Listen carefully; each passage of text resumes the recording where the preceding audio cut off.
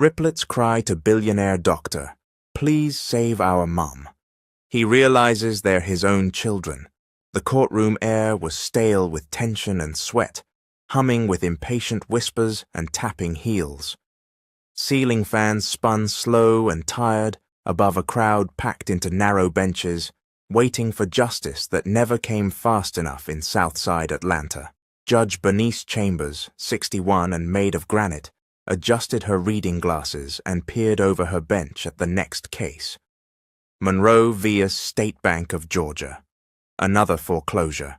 Another black woman about to lose the only roof she had left. But then, the doors creaked open. 3 small figures stepped into the room, barely tall enough to see over the crowd. They stood still as stones, then began their march forward. 6-year-old Hope Monroe led the way, a tangle of beads in her hair, clicking like wind chimes with every determined step. In her small brown hands, she clutched an orange, fingers sticky, fruit starting to bruise. Her brother King followed, holding an apple. His chin jutted out in defiance. Between them walked Truth, the quiet one, tiny hands wrapped tight around a bruised banana. Murmurs exploded. Are those her kids? Why they walking in like that? Who let babies into the courtroom alone? Hope stopped at the foot of the bench and lifted her chin to the judge, voice quivering but strong. "Your Honor, we don't got no money, but we got fruit and love. So can you please not take our house?" Gasps rippled through the courtroom. Truth said nothing, just held up the banana like it was gold. King dropped his apple onto the bench's wood, and it rolled across the floor. He didn't flinch. From the defense table, the white lawyer from the bank blinked like someone had slapped him. Justice Monroe, their mother, lay slumped in the back corner of the courtroom. Pale, lips cracked, hand trembling over her abdomen. She had come hoping to represent herself, but she hadn't eaten in 2 days, and the pain had grown too sharp to ignore. When the bailiff rushed toward the children, Judge Chambers slammed her gavel. "Don't you touch those babies." Silence. Hope's eyes were wide and wet. "Mama said we only had till Friday. That's today. She tried to go to the hospital, but they said no insurance. She said the judge was our last hope." Bernice Chambers' jaw clenched. She stared at the little girl, then at the pale figure of Justice Monroe, now leaning on the bench to stand, then at the bailiff. "Call Grady Memorial.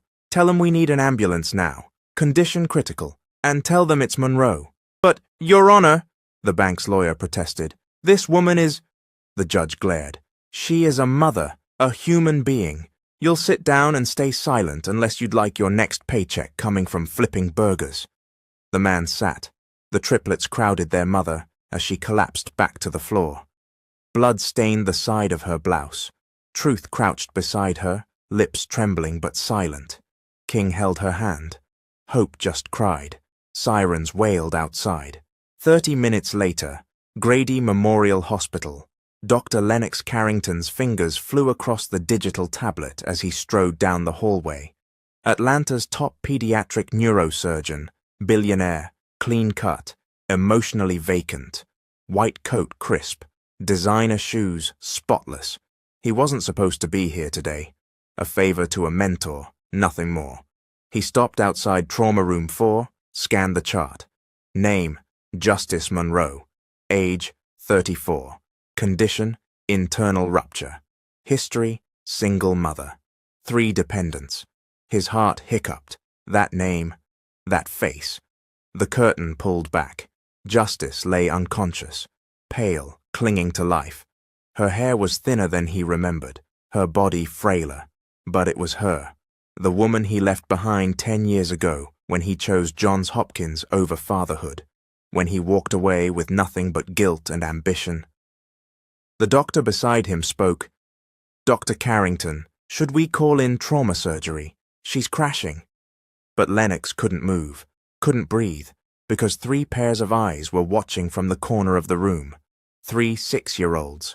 The girl from the courtroom with the orange, the boy with clenched fists, the silent one with eyes just like his. Hope stepped forward. She tugged at his coat. "Please, Mr. Doctor, You gots to save her." Lennox dropped to one knee. Hope's voice cracked. "We tried money, but we ain't got that. We only had fruit. You can take it if you need." She opened her small hand, still sticky with pulp and sweetness. The orange was crushed. Dr. Lennox Carrington, the man who had everything, felt something crack open inside him. Truth moved closer. "Are you going to help, or are you going to leave her like our daddy did?" Lennox stared into the boy's eyes, his own eyes, the curve of that jaw, that same sharp brow. His throat tightened. "She's not going to die," he whispered. "Not on my watch."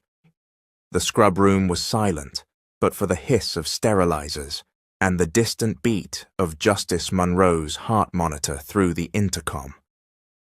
Dr. Lennox Carrington stood before the surgical sink, scrubbing his hands like he could wash the past off his skin. She was here. Justice. The only woman he ever... He swallowed hard. And those kids. Truth. Hope. King. They were his. No DNA test needed. He knew. His gut had known the moment the quiet boy looked up at him. Those eyes. Those dimples. Even the way he clenched his fists. The kind of pain a 6-year-old shouldn't carry. The kind of pain Lennox had worn like a second skin his entire childhood. He looked into the mirror and barely recognized the man staring back. Inside the operating room, the lights were blindingly white, the beeping faster than it should be. Lennox's voice was ice-sharp, commanding the nurses and residents like a general at war. "Her vitals are dropping. Someone increase the fluids now." Scalpel, suction, no hesitation. Blood pooled faster than expected. A rupture in her lower abdomen had been untreated too long. Infection was setting in. "Damn it, Justice. Hang on," Lennox whispered, slicing deeper. He hadn't said her name aloud in over 6 years. She had written him one letter after he left for Johns Hopkins. One. He never opened it. The surgery was over. Lennox sat beside her bed. He hadn't moved for 30 minutes. The hospital lights dimmed to a sleepy amber. Machines beeped in slow rhythm. Justice was still unconscious. He took in every change, the faint lines around her mouth, the tired creases at her brow, the weight she carried even in stillness, and he wondered how many nights she'd cried, how many birthdays he'd missed, how many first steps, first teeth, first words. Did they ever ask about me? Did she ever tell them my name? Behind him, the door creaked. Truth stood there, one hand gripping the doorframe. He didn't say anything, just walked in, quiet as a breeze, and climbed into the chair beside his mother. His feet dangled. He took her hand. Then he looked at Lennox, wide and raw. "She always sick," Truth said softly. Lennox blinked. "How long?" Truth shrugged, eyes still locked on his mother. "Sometimes she faint, or shake. One time she couldn't stand up after school."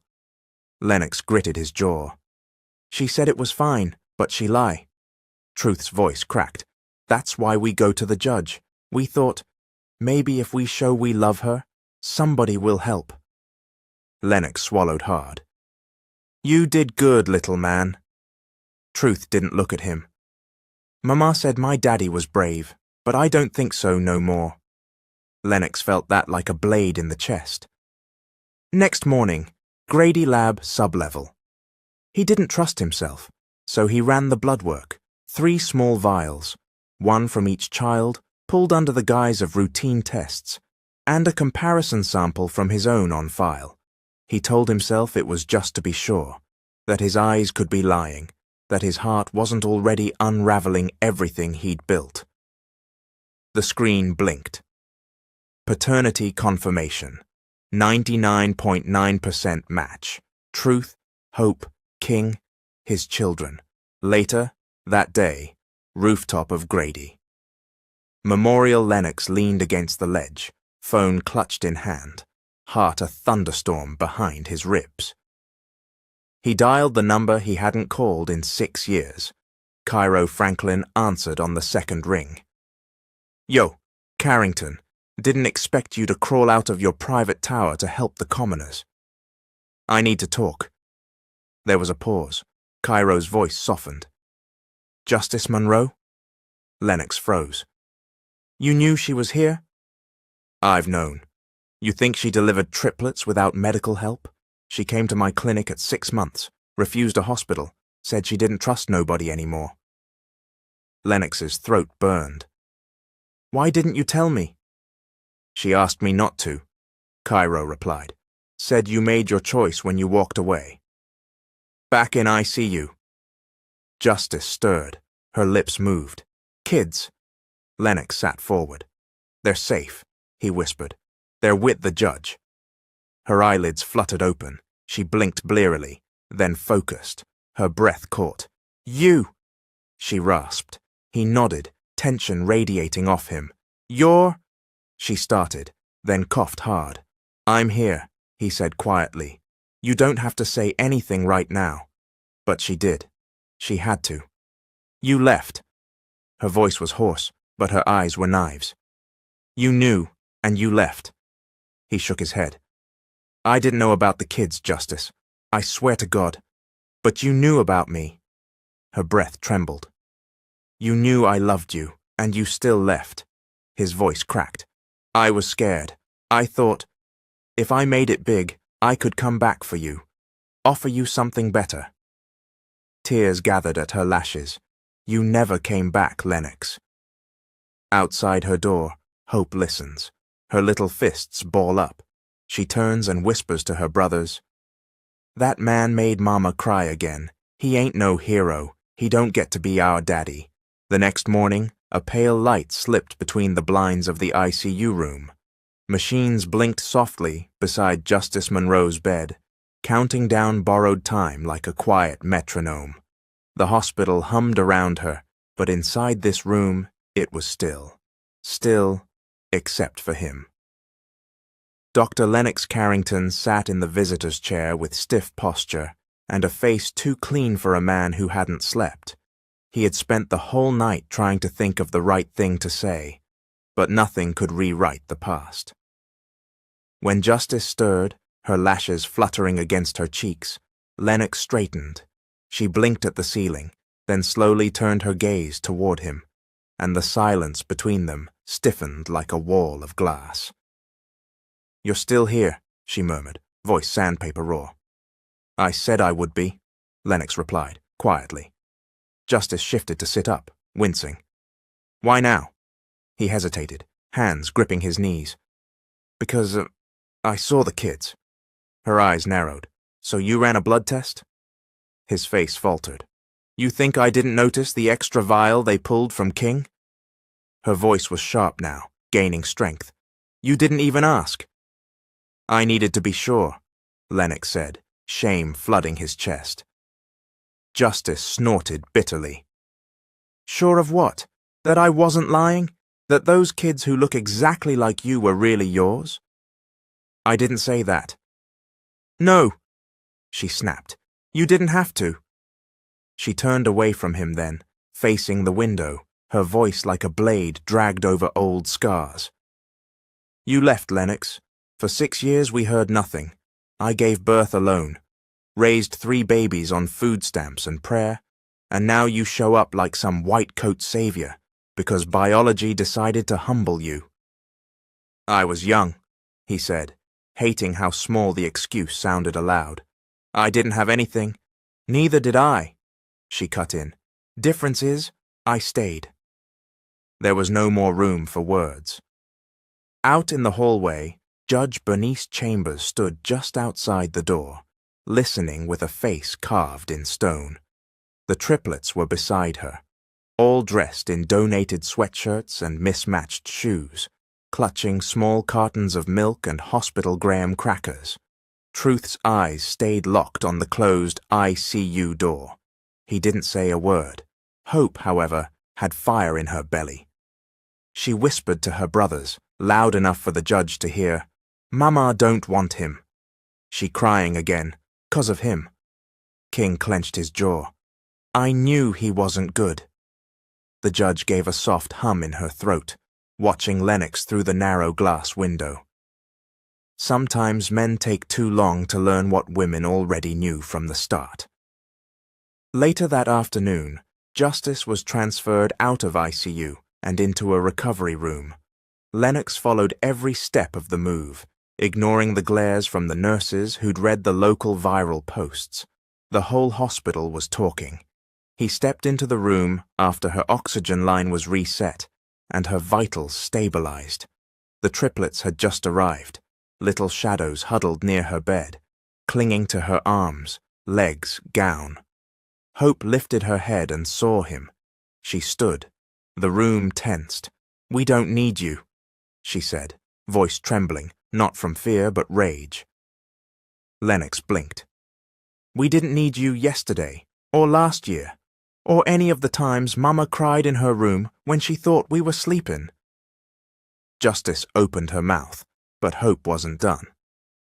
"You had your chance. Mama used to look at the door every day like you'd come through it, but you never did." Truth slipped his hand into his sister's. Even King nodded.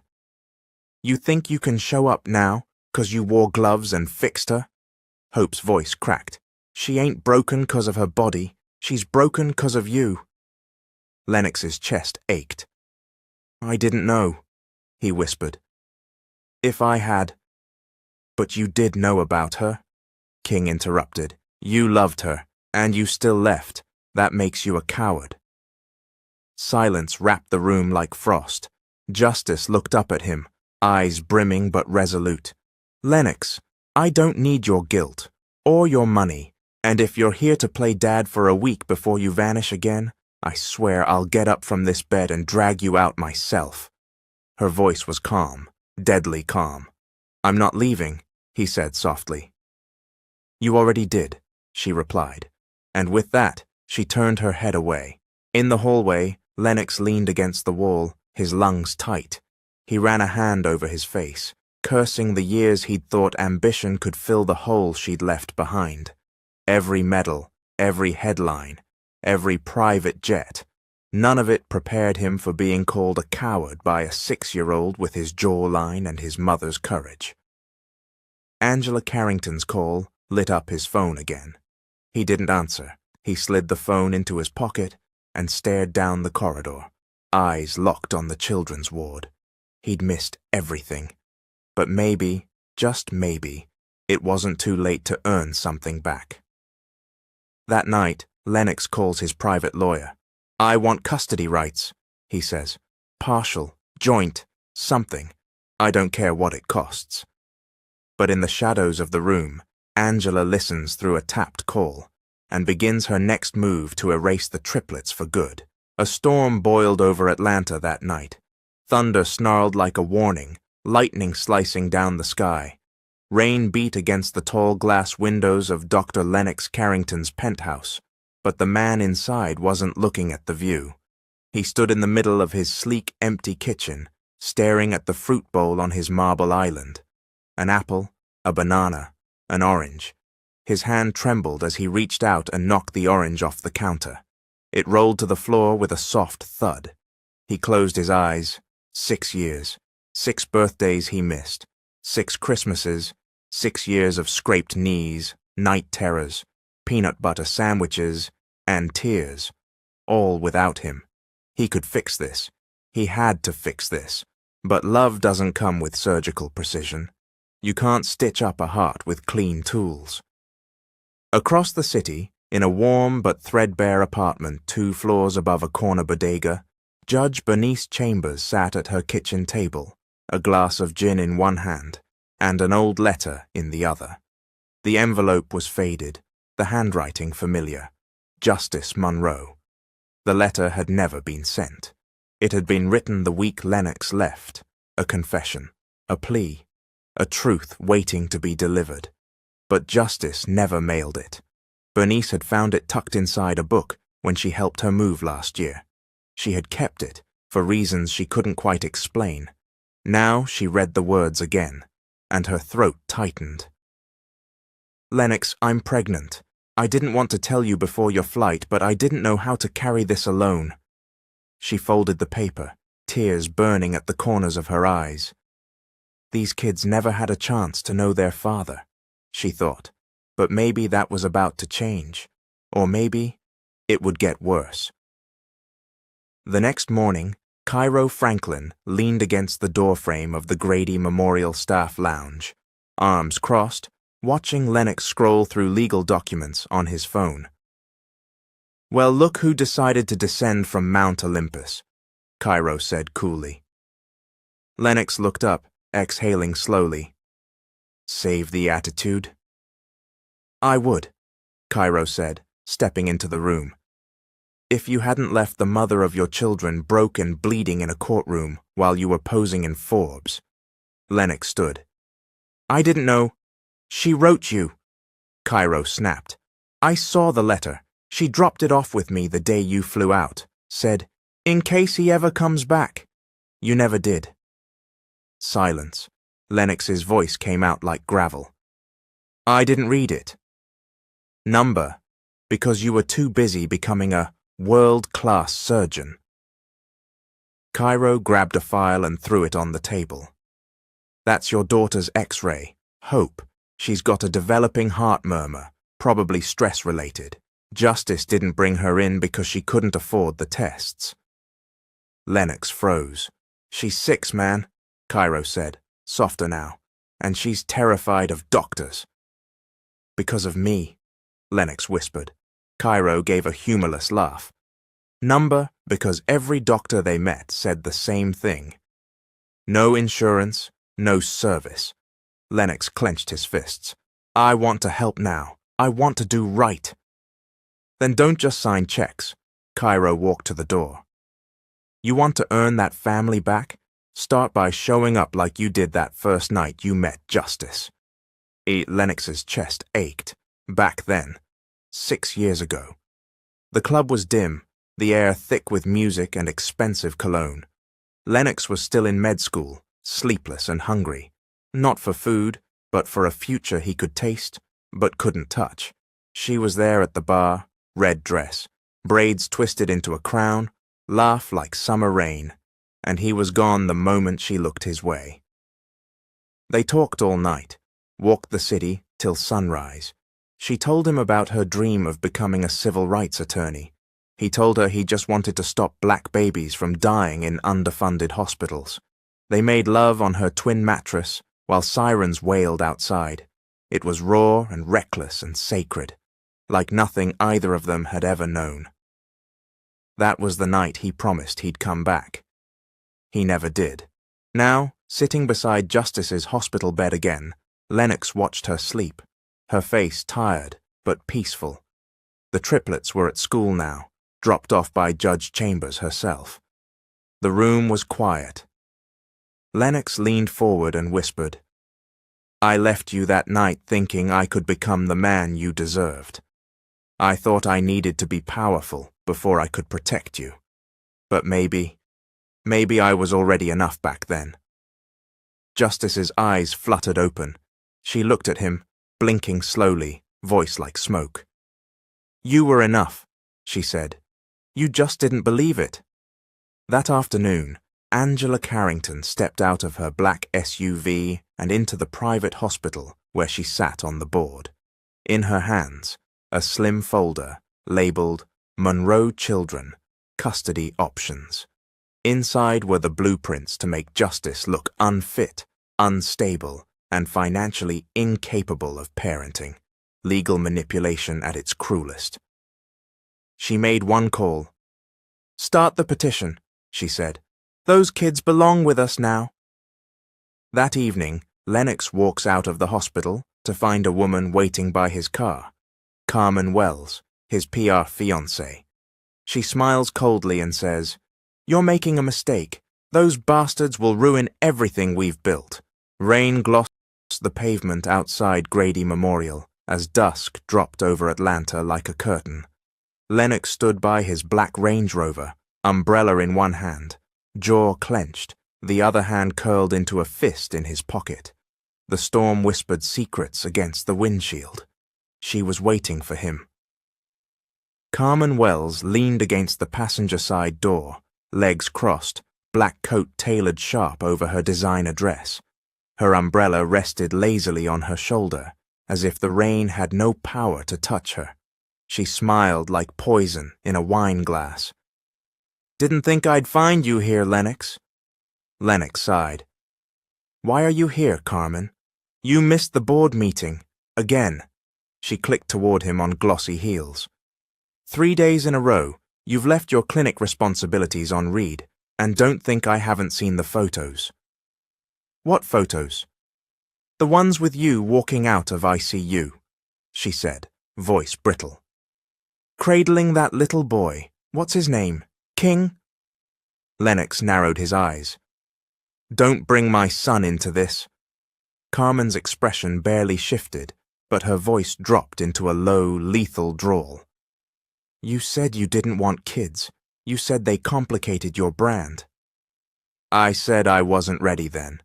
That was before I knew I had 3 of them walking around Atlanta without a damn coat in winter."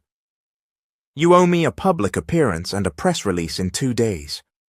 Carmen's voice cracked like dry glass.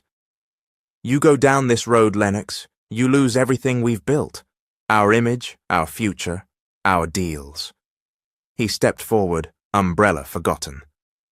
"I already lost something more important than all of that," he said.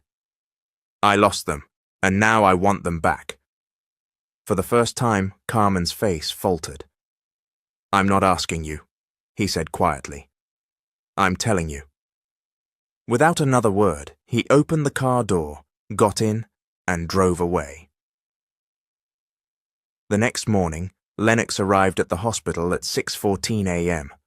His eyes were shadowed from sleep, lost to a restless night, and the cup of black coffee in his hand hadn't done much to cut through the burn behind his eyes. Nurses walked by quietly, some giving him polite nods, others turning away. Word had spread. By now, the whole floor knew who the triplets belonged to. He walked into Justice's room, expecting to find her asleep. Instead, he found panic. A nurse was pressing the emergency call button. Machines beeped in a staccato rhythm of dread. Justice's face was pale as ash, her eyes fluttering wildly beneath closed lids, sweat glistening on her forehead. "What's happening?" Lennox demanded, rushing forward. "She's crashing. Blood pressure's dropping fast. It's internal. Could be post-op hemorrhaging." "Get the surgical team back," Lennox snapped. "Tell her to prep now. I'll scrub in." The nurse hesitated. "Sir, you've already pulled 3 shifts straight." "I said prep the OR." The nurse ran. Lennox bent beside her bed and took Justice's trembling hand. "Don't do this," he whispered. "Don't you dare leave me again." Her lips barely moved, but he heard it, a single breath. "Kids. They're safe," he whispered. "They need you." But even as he said it, her vitals dropped again, and that flatline sound screamed in the air. "Code Blue!" someone yelled. 30 minutes later, Cairo Franklin stood in the viewing window outside the OR as the surgery began. He wasn't supposed to be here, but something in his gut wouldn't let him stay away.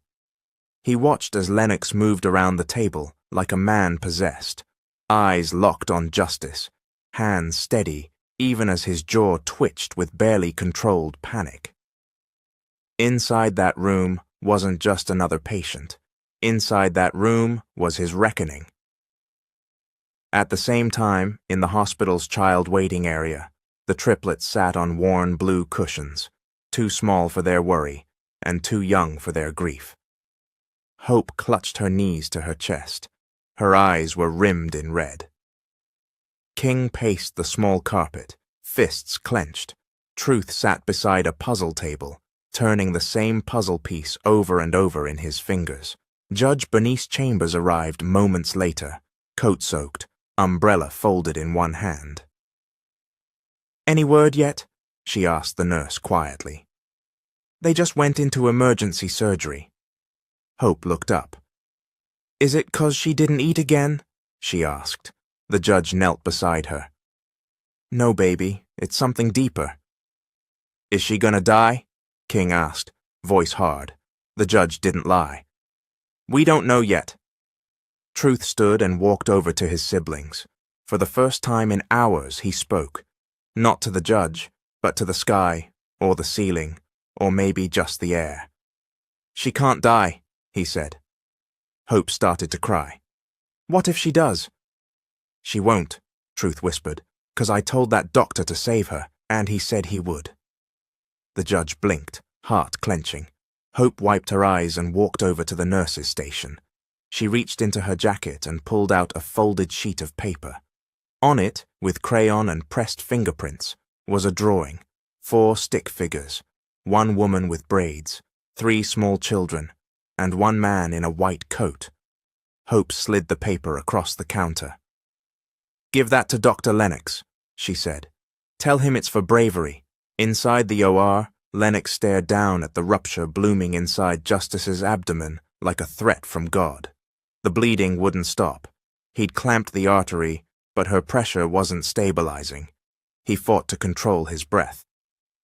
You're not going anywhere, he muttered. You're gonna open your eyes and yell at me again. You're gonna sing lullabies. You're gonna sit in a front row at King's graduation. You're gonna braid Hope's hair. You're gonna show Truth how to hold a pen right. He blinked. I missed 6 years, he whispered, but I'm here now. Just give me a chance. And then, the bleeding slowed. The machines steadied. She was stabilizing. One of the nurses gasped. She's responding. Lennox's hands didn't tremble, but his throat did. He closed the final stitch, then stood back. She's not out of the woods, he said, but she's coming home. Hours later, when the sun finally pierced through the storm clouds, the triplets sat at the edge of Justice's new recovery room bed. She was pale but awake, and smiling. Lennox stood beside the window, hands in his pockets, saying nothing, but the kids didn't run to him. Not yet. They stayed near her, eyes darting to him every so often. Justice turned her head and looked at Lennox, voice hoarse but sure. Thank you, she whispered. He met her gaze. I didn't save you, he said quietly. You held on. I just helped. Then he took a step forward, eyes flicking to the kids. But if you'll let me, I'd like to try and be here next time, for all of it. No more running. The room was still. Hope looked at her mother. Justice gave the smallest nod. And this time, when Lennox reached out a hand, Truth was the first to take it. But outside the hospital, a stack of legal papers is stamped and sealed. Angela Carrington files for emergency custody of the triplets and uses Lennox's name as co-petitioner without his consent. The ink on the documents had barely dried when Angela Carrington stepped into her lawyer's midtown office, heels striking the marble like gavel blows. She didn't sit. I want this filed today, she said, sliding a sleek leather folder across the desk. Inside, custody documents bearing the name Dr. Lennox A. Carrington as co-petitioner. But your son hasn't signed this. The attorney hesitated. Angela raised an eyebrow. And it doesn't say he's aware. It says he's named. That's all we need to raise concern. Make it look like Justice Monroe is unstable, unfit, surrounded by hospital bills and emotional strain. The lawyer nodded slowly. It'll cause noise. Angela's red nails tapped the folder. Good, she said. Back at Grady Memorial, the recovery room smelled like fresh gauze and applesauce. Justice lay reclined on her bed, one arm wrapped around Hope, who had crawled onto the mattress and refused to move. Truth sat in the corner drawing on his sketch pad, and King stood at the window pretending not to be watching every move Lennox made. The tension in the room was thinner than thread, but sharp enough to draw blood. Lennox had brought a bag of fresh clothes. One of the nurses mentioned the triplets hadn't had clean changes in days. He had gone to Target himself, bought everything he could think of: jackets, socks, little boots, toothbrushes, Even toys he wasn't sure were age-appropriate anymore. He placed the bag on the counter and cleared his throat. I, got a few things. For them? Justice didn't respond. She didn't need to. Hope sat up. We already got clothes. They're tight, Truth said, without looking up, and King's got a hole in both shoes. Justice's jaw clenched. She knew they needed the help, but pride had been her armor for so long, it felt wrong to take it off now. Lennox looked at King. You like basketball, right? King didn't answer. His face said everything. Lennox nodded slowly. I used to play. Wasn't bad either. You want to shoot around sometime? King blinked. Then he said, loud and sharp, You're not my daddy. The room froze. Hope turned her head. Truth put his crayon down. Justice winced. King stared Lennox down. His voice cracked, but he didn't flinch. You think just 'cause you gave us sneakers and helped Mama, we supposed to call you Dad? You don't get that. Lennox's throat tightened. I'm not asking you to. Then why are you still here? Justice sat up straighter. King, no, he yelled. Mama, he left. You cried every night. You think I ain't here? You think I forgot when you sold your phone just so we could eat? And now he show up and get to play like he care? Lennox took a slow step forward. King, he said softly, you're right to be angry. That made the boy pause. I wasn't there. I didn't call. I didn't send help. That's on me. I messed up, son. I'm not your son. The words hit Lennox like a slap, but he nodded. Okay, then I'll wait, until the day you want to be. Later that evening, Cairo Franklin stood outside the hospital cafeteria, arms crossed as he watched Lennox pour black coffee into a paper cup. You look like a man on trial, Cairo said. Lennox gave a dry chuckle. Feels like I'm losing already. You're trying. That counts. Not to King. Cairo leaned against the wall. Kid's 6, but he's carrying 30 years of anger in his chest. Lennox nodded. He hates me. No, Cairo corrected. He wants to hate you. Big difference. They stood in silence a moment. Then Cairo said, Angela Carrington filed for emergency custody. Lennox turned, alarm surging through him. What? She used your name. Lennox's heart thundered. She can't do that. She did, and she's pulling strings at family court to make it stick. Lennox cursed under his breath. I didn't ask for that. I don't want those kids taken from justice. Then you need to lawyer up, Cairo said. Now. And you better tell Justice before she hears it from someone else. Justice heard it from a hospital clerk. The moment the words emergency custody motion fell from the woman's mouth, her world tipped sideways. She didn't wait for the full sentence.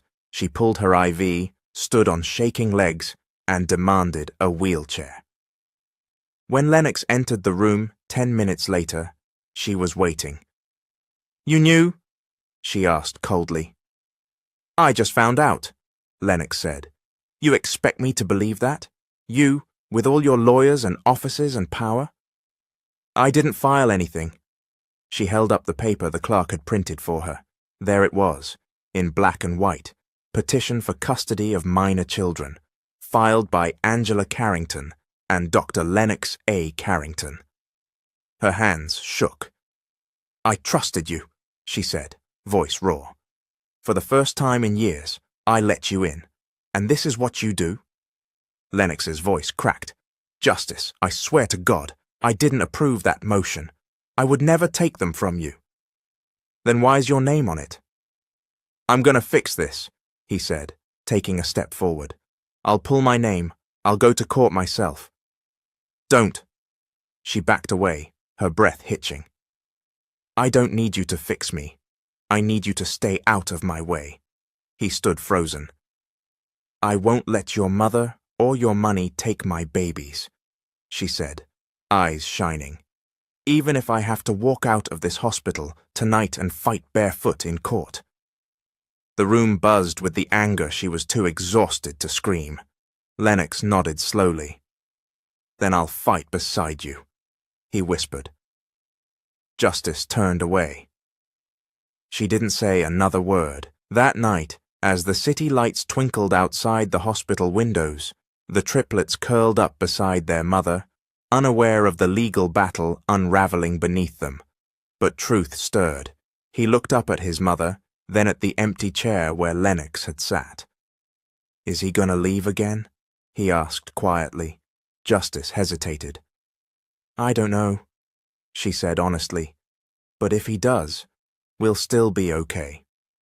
Truth nodded, but as he closed his eyes, one hand drifted over to the crumpled drawing he'd made earlier. 4 stick figures.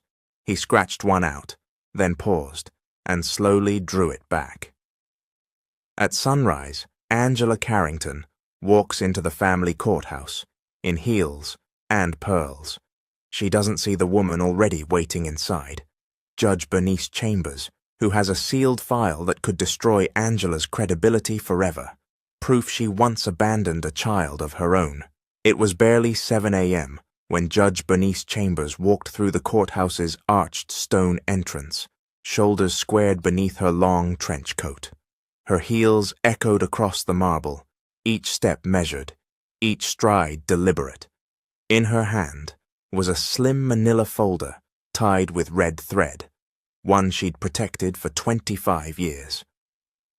At the far end of the courthouse lobby, Angela Carrington entered from the opposite side in a navy blue power suit, chin high, lips painted blood wine red. Her lawyer trailed beside her, fumbling with a laptop bag, trying to keep pace. Neither woman spoke, but when they passed, just a breath apart, their eyes locked. Bernice smiled, slow and razor-sharp. Angela's mouth twitched. The war had begun. Back at Grady Memorial, a grey sky pressed down over the hospital like a warning. Inside the pediatric ward playroom, the triplets sat silently as a volunteer tried to read from the giving tree. Hope wasn't listening. She watched her mama's room door through the glass. King stared down at the floor, foot tapping fast. Truth fidgeted with a Rubik's Cube he'd found in a donation bin. He wasn't twisting it. He just held it. Finally, King stood up. "I'm going to see her." "You can't," Hope whispered. "They said she needs rest." "She always needs rest. That don't mean we don't need her." He marched out of the playroom, and the others followed. The volunteer called after them but didn't chase. When they reached their mother's door, they stopped.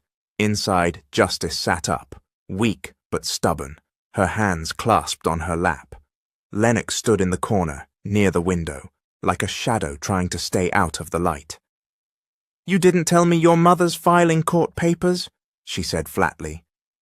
"I didn't know until it hit the system," Lennox replied, voice low. Justice raised a brow. "She doesn't do anything without your signature." "I'm trying to make it right." She shook her head. "You're trying to look good in court. That's not the same." Lennox stepped forward, tension rising in his jaw. "What do you want me to do, Justice? Beg?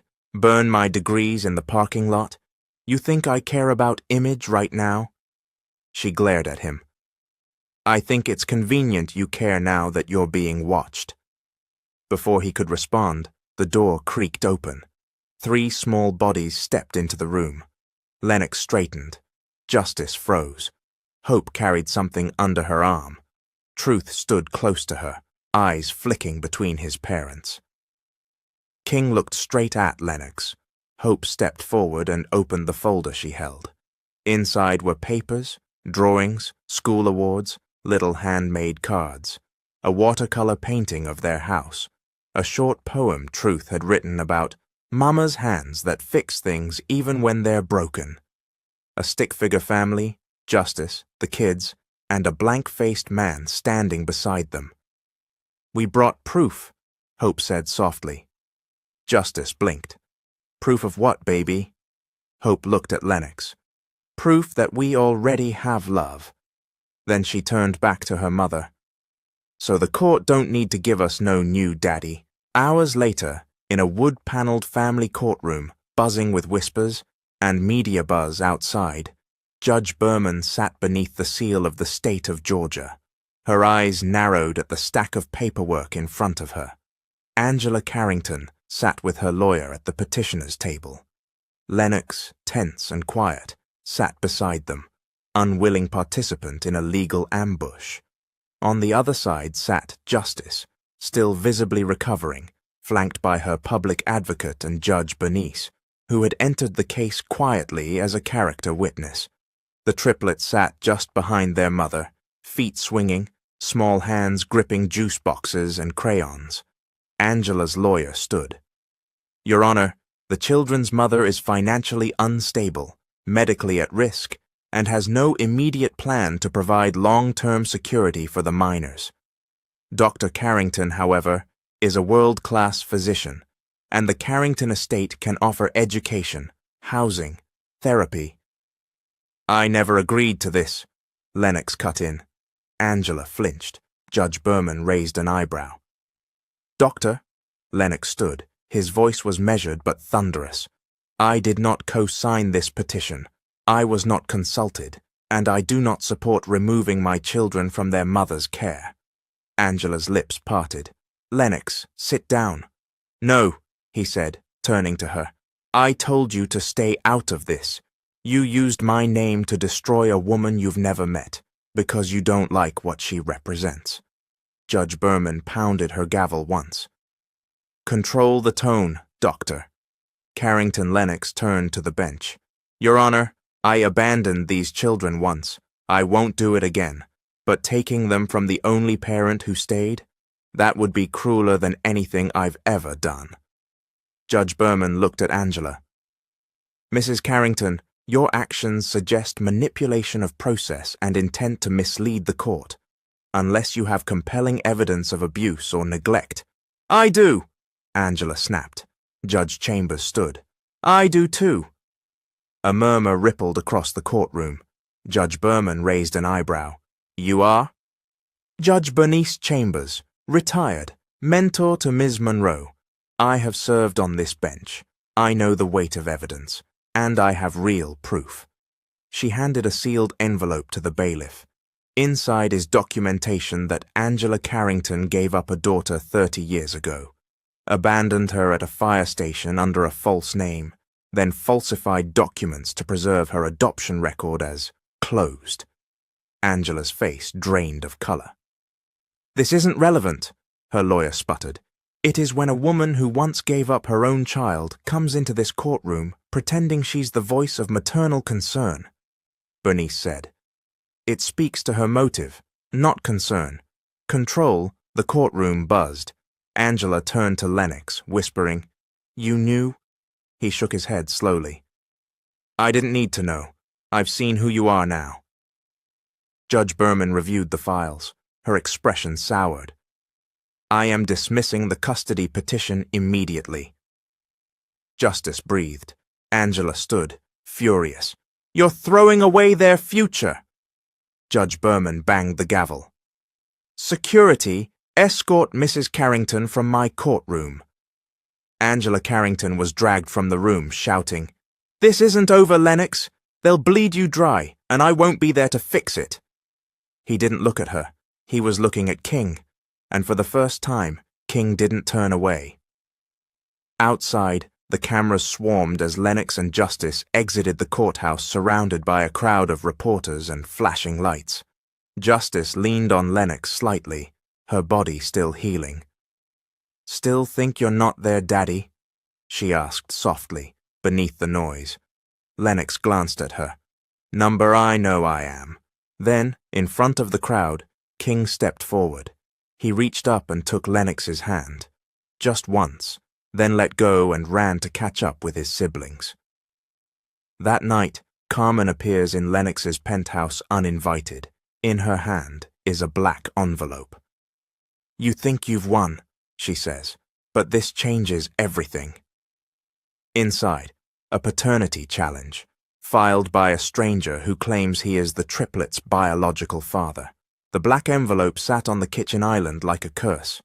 Dr. Lennox Carrington stared at it, jaw tight, one hand clenched around a glass of untouched bourbon. Carmen stood across from him, dressed like a magazine cover, hair slicked back, leather gloves peeled off with calculated grace. "I told you this was never over," she said. He didn't answer. "I don't know who this man is," she continued, "but he's filed in 2 counties, claims he is the biological father of the triplets, wants a full paternity panel." Lennox's fingers twitched. "This is a stunt." Carmen smiled coolly. "The court doesn't think so. The motion's been processed. A judge will hear it next week." She walked around the counter slowly, eyes gleaming. "You wanted a family, Lennox? Wanted to play Black Santa and deliver a future? Well, you just got your first custody scandal. Welcome to the club." "I'll fight it," he said. "Of course you will.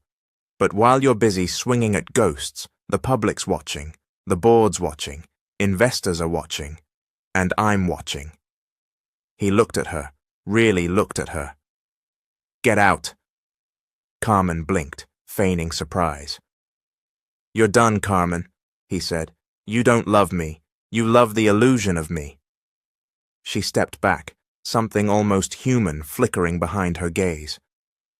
"You'll regret this," she whispered. "No," he said. "What I regret is ever thinking you were capable of loving anything you couldn't monetize." Meanwhile, back in the cramped warmth of Justice's apartment, a space that smelled faintly of lavender and oatmeal, the triplets slept tangled in one another on the pull-out couch. The place was tight, just 2 bedrooms, a battered kitchen, and water-stained ceilings. But it was home. It was the only fortress they'd ever known. Justice sat at the edge of the bed, staring at a shoebox in her lap. Her fingers shook slightly as she pulled the lid off. Inside were memories she'd buried with purpose, a snapshot of her and Lennox from their college days, both of them smiling on a cracked porch step, an ultrasound photo labeled Baby ABC, a crumpled letter he'd never opened, the one she wrote when she found out she was pregnant, and at the bottom, folded twice, a birth certificate with a name circled in red ink, Jeremiah Foster. Justice's lips parted, her heartbeat thundered. She hadn't heard that name in nearly 7 years.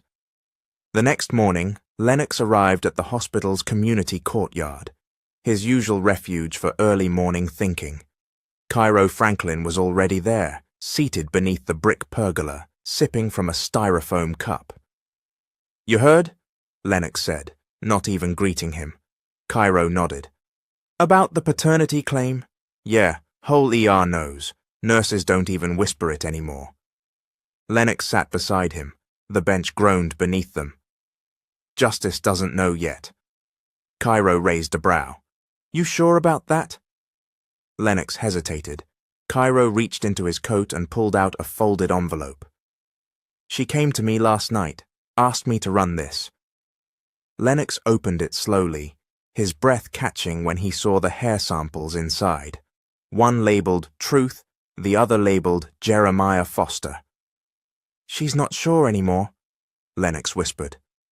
"It's not about doubt," Cairo said. "It's about fear. That man, Jeremiah, he was around for a few months after you left.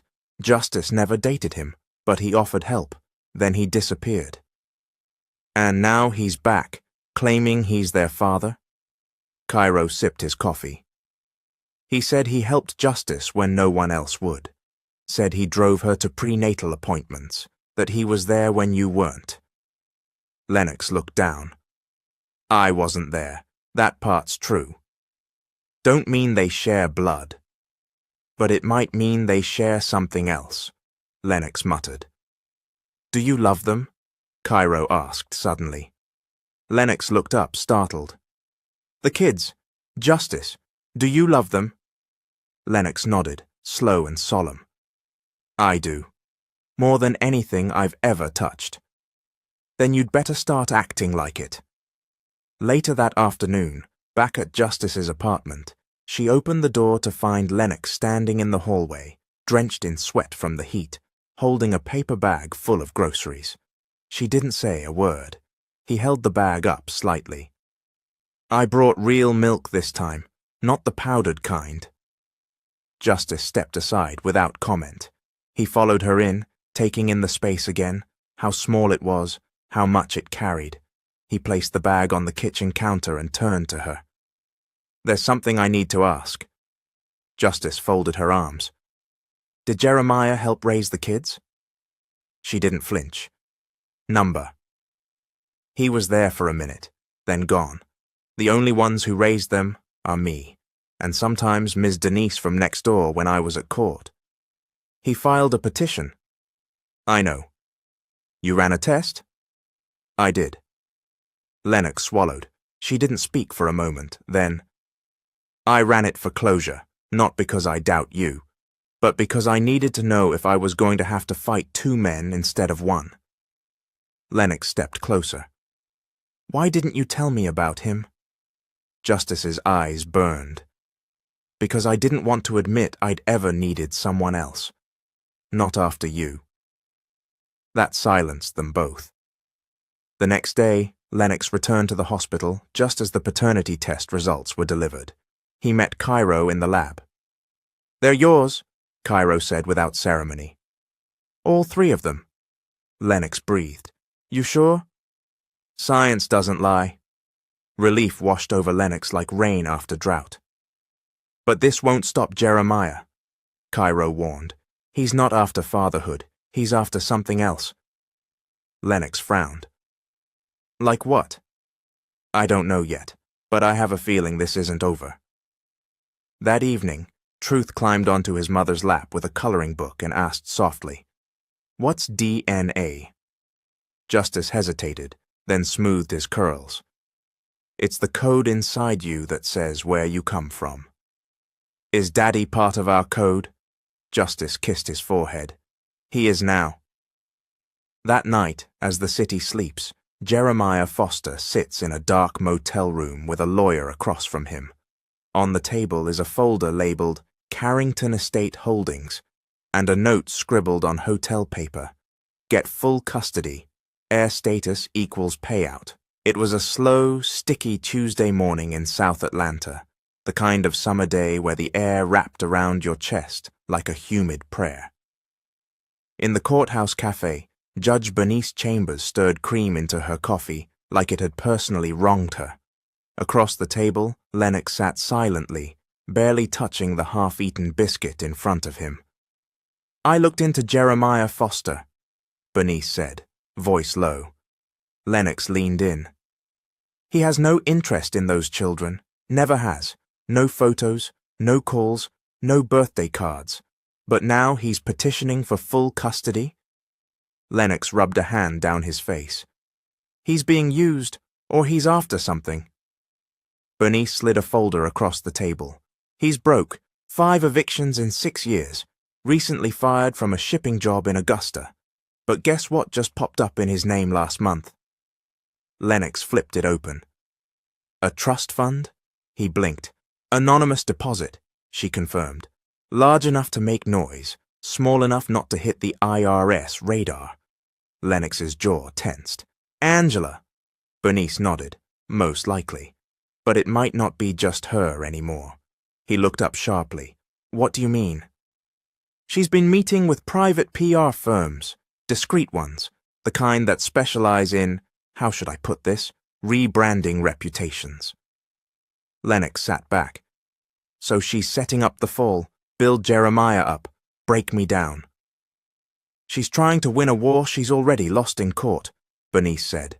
"So now she's turning to the media." "And Jeremiah's just a pawn." "Not quite," she said. "He's a greedy man who doesn't care if he ruins 3 kids to pay his rent." Lennox stared out the cafe window, the city blurred behind the glass. His voice came soft. "I've been both men." Bernice tilted her head. "I've been the one who ran," he whispered, "who chose himself over them If I'd just opened her letter. Then maybe the story would have been different, Bernice said. But it's not, so stop trying to rewrite Chapter 1 and focus on not screwing up Chapter 10. At Justice's apartment, the triplets were gathered around the dining table, crayons scattered across the surface, cereal bowls half finished. Hope was drawing her dream bedroom, a canopy bed with string lights and a lava lamp. Truth was working on a chart that explained how trees breathe. King wasn't drawing. He sat with his arms crossed, watching the hallway, waiting. Justice entered from the bedroom, still in her robe, hair wrapped, tired but radiant in the morning sun. "Y'all eat?" she asked. Hope nodded. "I saved King the marshmallows." "He don't like marshmallows," Truth said without looking up. "Exactly," she smiled. "More for me." Justice walked over to the couch, sat with a sigh, and picked up a copy of the custody papers that had arrived by courier that morning. The envelope had no return address, just her name handwritten in unfamiliar cursive. She scanned the documents, her hands trembling. Then she saw it, a clause buried halfway through. "Upon awarding of full custody, minor children shall be declared legal beneficiaries of the Carrington Holdings Trust." Her stomach turned. This wasn't about family. It was about inheritance. An hour later, Lennox stood at her front door. He wasn't wearing a suit, no lab coat, just jeans and a black t-shirt. He looked more like a tired father of 3 than a celebrity surgeon. Justice opened the door slowly, holding the custody envelope in her hand. "I got it," she said, before he could speak. "I know," he said. "I didn't send it." She nodded, then handed it to him. "I read the clause." "So did I." "Angela?" He nodded. "She wants her name on the bloodline," Justice said. "She wants control," Lennox corrected. "She wants them to be hers, because I'm hers." Justice crossed her arms. "Are you?" "No." She stared at him for a long beat. "Come in."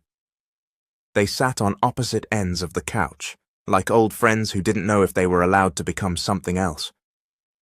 "Do you remember the first time I told you I loved you?" she asked. Lennox blinked. "Yeah." "You cried." "I was scared." "You said it felt like home." He smiled faintly. "It did." Justice's voice lowered. "You don't just get to walk back into that, Lennox." "I know. You can't fix this with groceries and grand speeches. You can't keep showing up like some redeemed prodigal and expect us to kneel." "I don't want kneeling." "Then what do you want?" He didn't hesitate. "A chance." That evening, the family courtroom was lit with soft yellow light.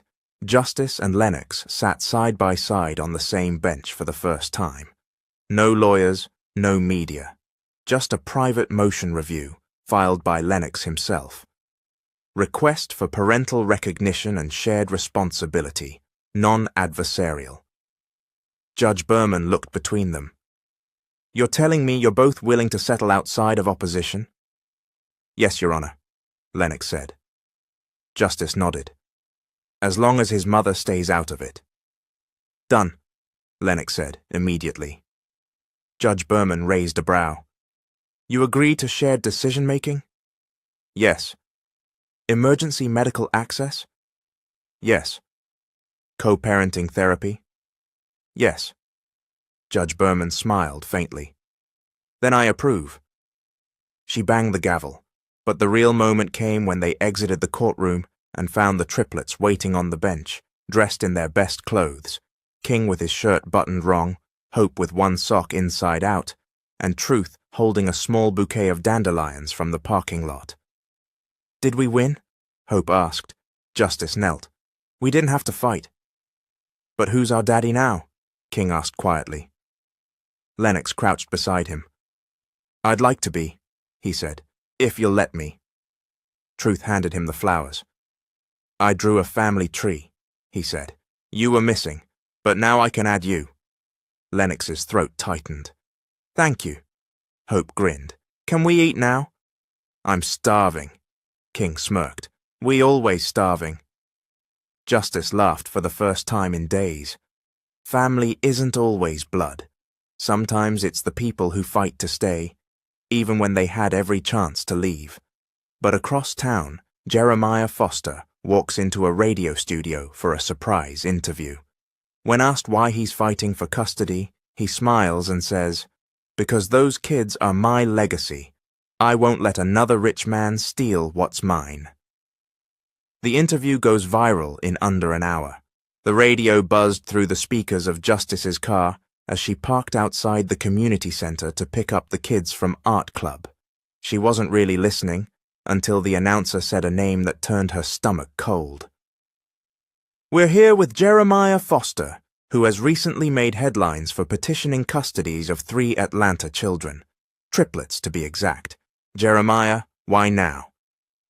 Justice froze, her hand still on the ignition. Because they're my blood.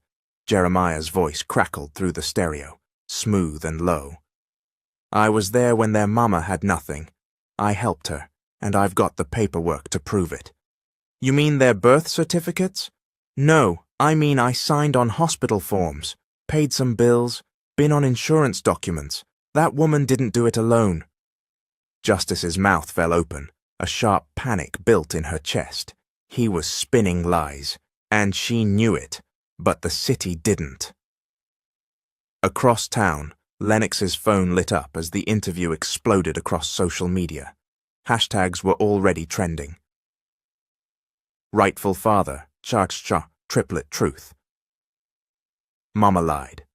He was in the middle of checking on a patient at his private clinic when Cairo Franklin burst into the room, iPad in hand. You hear it? I'm hearing it now, Lennox muttered, staring at the feed. He's slick. He's dangerous, Cairo corrected. And worse, he's winning hearts. This story's going viral. Lennox's jaw tightened as he read through the comments. Where was Lennox for 6 years? If Jeremiah signed forms, he might really be the dad. Another black father fighting for his kids. Let him have 'em, Lennox looked up. We need to stop this. Cairo's voice lowered. You're not gonna like the next part. What now? He just filed for emergency custody, cited parental abandonment, emotional distress, and, get this, medical endangerment. Used your own records from Justice's chart. Lennox's mouth fell open. That's sealed. Not anymore. Meanwhile, inside the community center's art room, the triplets were sitting at a long plastic table, busy with glue sticks and glitter. Truth was building a diorama of a courtroom. Hope was sketching a rainbow over 3 people holding hands, and King was carving KDM into a corner of his wooden art box. A voice interrupted their calm. King, Truth, Hope. They looked up to see a man standing in the doorway. Thin frame, button-up shirt, too big, smile too bright. I'm Mr. Foster. Your mom said I could pick you up today. The kids exchanged glances. She didn't say nothing, King muttered, scooting closer to his brother. I think you got the wrong room, Truth added, eyes narrowing. Mr. Foster stepped inside. I ain't got nothing wrong. I'm your daddy. Hope blinked. That's not what Mama said. He crouched down slowly. Well, sometimes mamas leave out things, but I got the papers now, real ones. Judge might call you tonight. Want to go for ice cream? No, King said firmly. The art teacher appeared behind Mr. Foster. Can I help you? Jeremiah straightened. I was just leaving. I'll be back. Justice arrived minutes later, breath caught in her chest, heart pounding. The kids were safe, but they were rattled. Hope clung to her leg. He said you told him to pick us up. Justice knelt, cupped her daughter's cheeks. I didn't. I would never. King frowned. He said he's our daddy. Justice looked him straight in the eye. You know who your daddy is, King? King hesitated, then nodded. Doctor? Lennox. That's right. Truth looked up. Then why is Mr. Foster saying he wants us? Justice's voice cracked. Because some people want things they don't deserve. Later that evening, Lennox arrived at Justice's apartment, pale with fury. He showed up at their school? Community center, Justice corrected. But yeah, I'll press charges. Already tried, no direct threat, no harm, just access. And guess what? She walked over to her purse, pulled out a folded document. He used my old emergency contact sheet from when the twins were babies, before I knew better. Lennox ran a hand down his face. We need to move them. Where? I can't afford security. I can. I don't want them hidden behind gates. I'm not offering a mansion, Lennox snapped. I'm offering protection. Justice stared at him. Finally, she nodded. 2 hours later, the triplets were asleep in the guest bedroom of Lennox's midtown condo. The skyline glowed gold and blue outside the windows. Justice stood at the doorway watching her children breathe. She turned to Lennox. What happens if he wins? He won't. But what if he does? Then I'll fight like hell, with every dollar I have, every breath. Justice looked at him. You really love them, don't you? I never stopped loving you. She blinked, caught off guard. Even when I left, he whispered, especially then. Justice stepped forward, their hands touched. But before anything else could happen, Lennox's phone buzzed, his face drained. What is it? She asked. He turned the screen toward her. It was an emergency court summons. Jeremiah's petition had been approved for hearing. In 72 hours. 3 days later, Justice walks into the courtroom with her heart in her throat. But when the judge calls the first witness, it isn't Jeremiah, it's Angela Carrington, and she says, Your Honor, I have reason to believe the triplets are not biologically related to either man. Gasps erupt. The courtroom was too quiet. Not the kind of quiet that came from respect, but the kind that slithered between shoulders and pricked at necks, heavy with things unsaid. Even the bailiff looked uneasy as the judge entered. Justice Monroe sat frozen at the defense table, her fingers gripping the hem of her blouse so tightly her knuckles ached.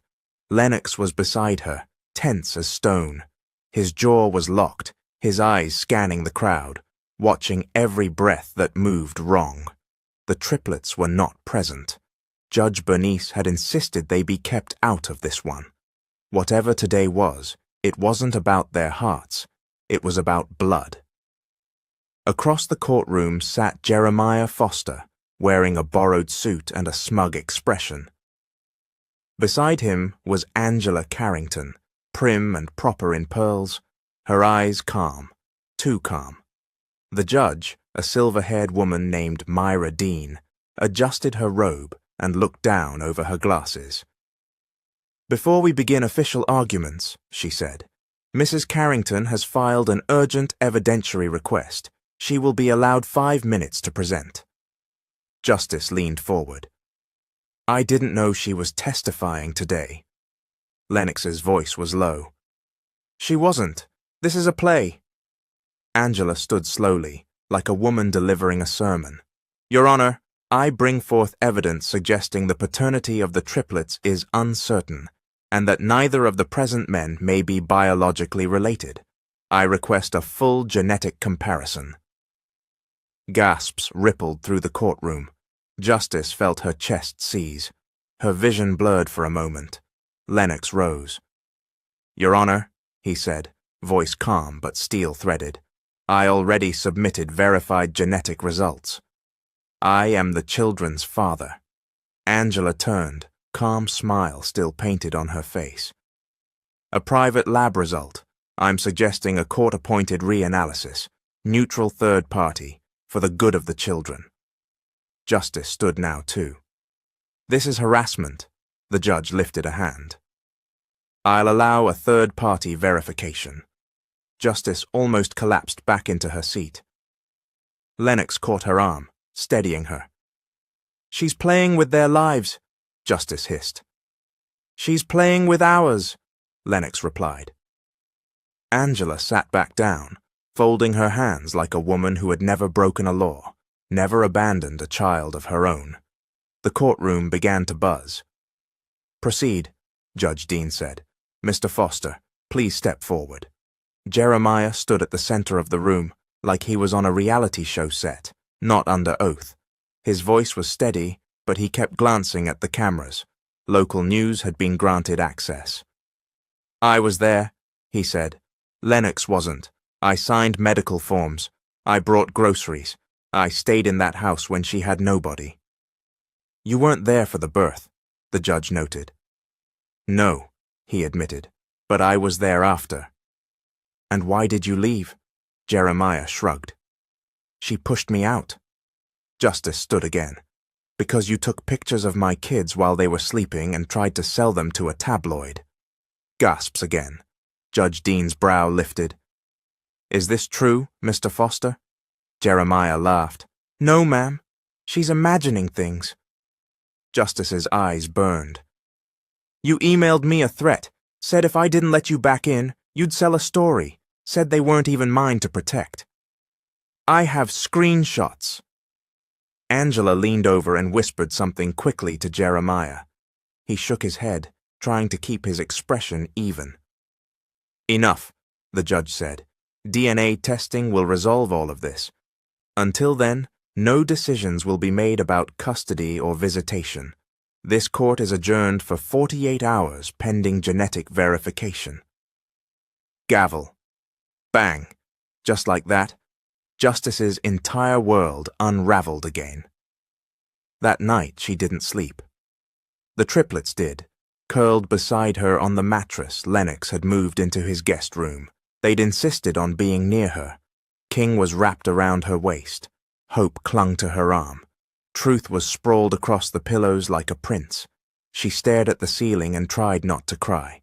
But it was Lennox who knocked softly around 2 a.m., holding 2 mugs of peppermint tea. "I know you can't sleep," he said. Justice took the tea but didn't speak. He sat beside her on the floor, back to the wall. "She'll keep going until something sticks." Justice nodded. "And I'll keep fighting," he added. "Even if that test said I wasn't their biological father, I'd still want them." That made her look at him. His voice cracked.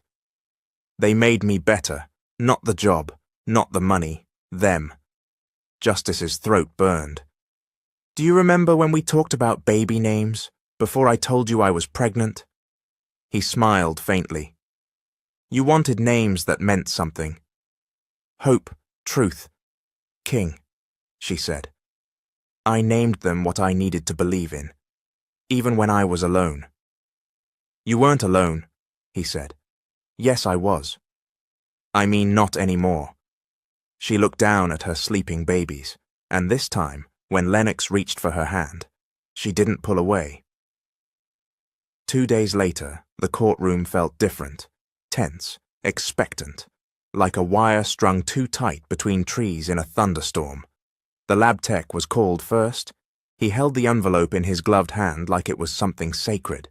"Your Honor," he said, "we conducted full genetic sequencing with samples from Dr. Lennox Carrington, Mr. Jeremiah Foster, and the 3 minor children." "And?" "The DNA results confirm Dr. Lennox Carrington is the biological father of all 3. Gasps again, but this time they sounded like thunder applauding. Justice closed her eyes. Jeremiah stared ahead, lips twitching. Angela didn't even flinch. "Mr. Foster," the judge said, "you have no standing to pursue custody. Your motion is denied, permanently." Jeremiah exploded. "I was there. I was more of a father than he ever was. That woman used me. She took my help, then threw me away." Security moved in fast. "I got rights," he shouted. "I earned those kids." "You don't earn children," the judge replied. "You protect them." Outside, the reporters were waiting, shoving microphones into Lennox's face, Justice's face. She held the kids' hands tightly, trying to shield them from the flashbulbs. How does it feel to know he lied? Was Jeremiah paid by Angela Carrington? Is the Carrington legacy still intact? Justice finally stopped walking. She looked at the cameras. My babies don't care about DNA. They care about bedtime stories, hugs, someone who shows up. I'm their mother. That's never changed. And the man standing beside me is their father, not because of a test, but because he stayed when it was hard. Lennox gently placed a hand on her shoulder. The cameras caught that moment, but the triplets were too busy racing each other to the car to notice. That night, back at Lennox's condo, they had pancakes for dinner. Hope dumped sprinkles on hers. Truth folded his like a taco. King insisted on 3 extra scoops of whipped cream, and while they ate, Justice sat beside Lennox on the kitchen bar stool, sipping coffee and watching the chaos. I still don't trust the quiet, she said.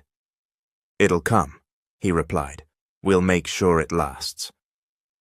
And when King crawled into his lap an hour later and said, Can we go to the zoo this weekend, Daddy? Lennox didn't cry, but something deep inside him healed. But days later, a new letter arrives at the apartment, this time from Angela's lawyer. She's contesting Lennox's parental judgment rights, citing mental instability and erratic emotional attachment. Her final play? She wants Lennox declared legally unfit to raise his own children. The envelope was cream-colored and gold-edged, expensive, like everything Angela Carrington touched. It sat unopened on Lennox's kitchen counter, beside half-finished spelling worksheets and a bowl of uneaten strawberries. Justice stood by the sink, drying her hands, her brow furrowed. The kids were at school. The house was quiet, too quiet. Lennox stared at the envelope as if it were a snake. She really filed it? Justice asked, already knowing the answer. He nodded, citing emotional instability, erratic behavior, claims I'm too obsessed to parent rationally. Justice frowned. She called your love an illness? She said I formed unbalanced attachments with untested offspring due to guilt-driven emotional regression. He almost laughed. She made loving my kids sound like a clinical diagnosis. Justice leaned against the counter, crossing her arms. So she's trying to get you disqualified as their father now? He nodded. This is her final play, she said. Lennox looked up, jaw tight. She's not going to win. She might, Justice admitted. This isn't about law, this is about narrative, and she's a master at spinning one. I'll fight it. I know you will, but you can't do it alone. Later that day, Cairo Franklin leaned back in his office chair, scrolling through the court filings on his laptop. He looked up as Lennox paced the length of the room, energy crackling off him like a live wire. This isn't a lawsuit, Cairo said. It's a surgical strike. She's trying to destroy my credibility. She's trying to paint you as unstable, Cairo corrected. You disappeared from your kids' lives for 6 years, just showed up, challenged custody of a former friend, and poof, now you're obsessed with 3 6-year-olds? On paper it sounds messy. They're mine. Emotion won't win this. Proof will. I have proof. No, Cairo said, standing. You have love, and the courts, they don't know what to do with love. Lennox looked at him, lost. Cairo closed the laptop. You need to show them you're not just a man trying to fix what he broke. You need to show them you've built something new. That night, Justice gathered the triplets around the living room rug with construction paper and markers. Tonight, she said, we're going to tell a story. Hope tilted her head. About dragons? No, she smiled. About our family. Truth perked up. Can I draw it? Absolutely. King crossed his arms. What kind of story? One that shows who we are. Lennox sat down beside them, unsure at first. But when Hope passed him a crayon, he smiled. They drew pictures, wrote captions, described dinners and bedtime routines, hugs before school, band-aids on skinned knees, dance parties in the kitchen. Truth wrote, "My daddy reads better than Google." Hope scribbled, "He make breakfast even when he sleepy." King printed, blocky and bold, "He stay." They folded the pages into a book, and on the front cover they wrote, "This is why we choose him." 2 days later, in the county's bright white family courtroom, Angela Carrington sat draped in royal blue, her hands clasped like a churchwoman, her expression mild. Justice sat with her back straight, Lennox beside her, his jaw locked, his palms sweating. Judge Dean looked over the new petition with mild disdain. "Mrs. Carrington," she said, "you've previously filed to remove these children from their mother. That was dismissed. Then you supported Mr. Foster's fraudulent claim, which backfired, and now you seek to strip Dr. Carrington of legal paternity." Angela stood slowly. "Your Honor, this is not personal. This is about mental fitness, about stability. These children deserve a guardian with clarity of mind." "And what makes Dr. Carrington unfit?" Angela stepped to the side of the courtroom, lifting a remote. A flat screen on the wall flickered to life. First image, Lennox asleep in a hospital hallway, cradling Truth after surgery. Second image, Lennox arguing with a security guard, red-faced, outside a courthouse. Third, a headline. "Surgeon accused of abandoning family now claims custody. Too little, too late." Lennox flinched. Angela turned back. "Emotional volatility, public spectacle, parental instability. I rest my case." The judge nodded. "Defense?" Justice stood. She didn't argue. Instead, she opened the manila folder she carried and removed the handmade book. "I'd like to submit this as evidence," she said. "It's not fancy, it's not digital, but it's truth." She handed it to the bailiff, who passed it to the judge. Judge Dean flipped it open.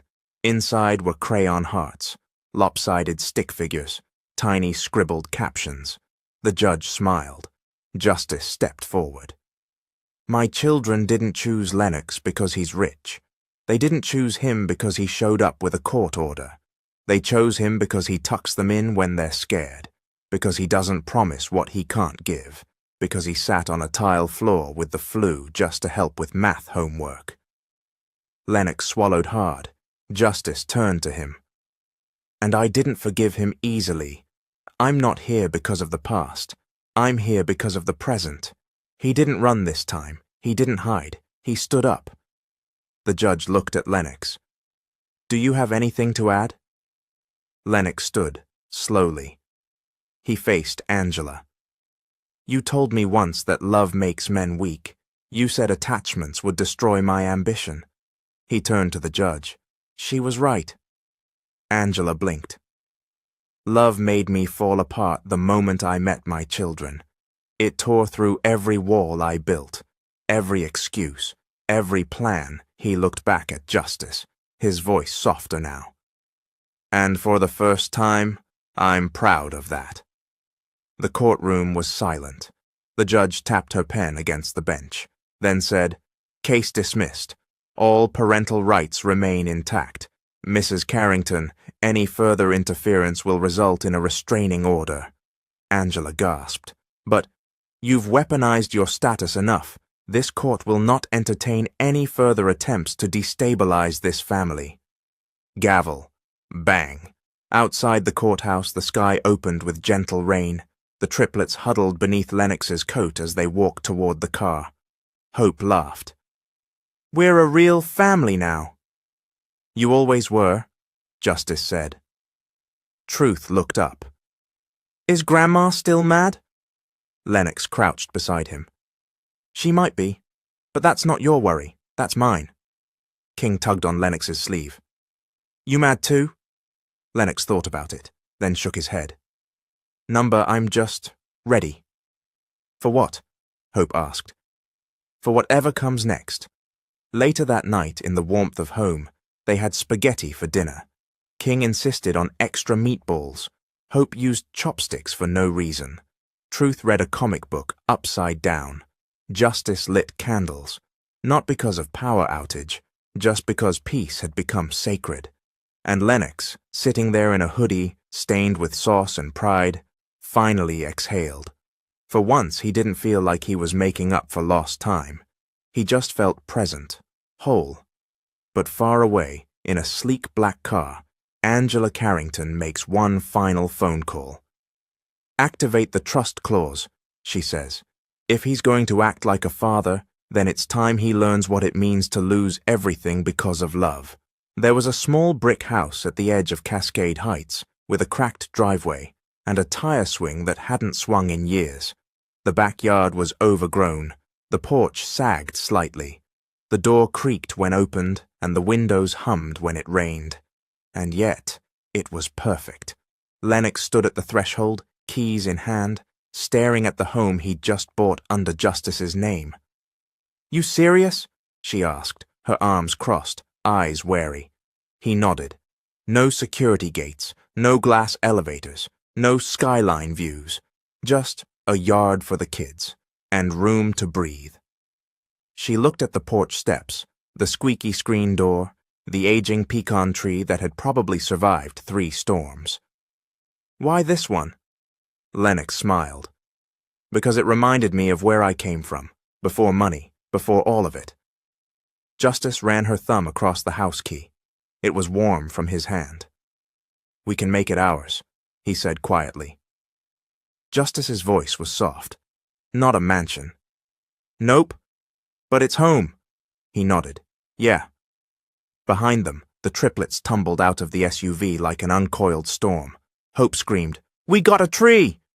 King ran straight for the tire swing. "I'm gonna fix this!" Truth stared at the front steps, then at the door. "It looks like the one from the movie we saw with the secret attic." Justice glanced at Lennox. He raised an eyebrow. "There's definitely an attic." She smiled. "Of course there is."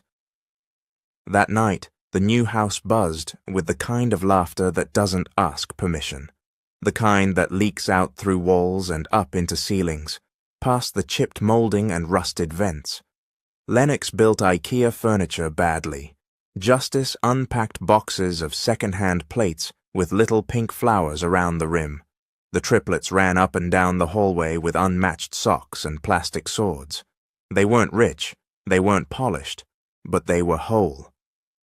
In the middle of the night, Lennox stood in the kitchen in sweatpants and bare feet, drinking orange juice straight from the carton, when Justice walked in, wearing one of his old college hoodies. "You always drink like a frat boy?" she teased. "Only when the kids are asleep." She smiled, curling her fingers around a mug of herbal tea.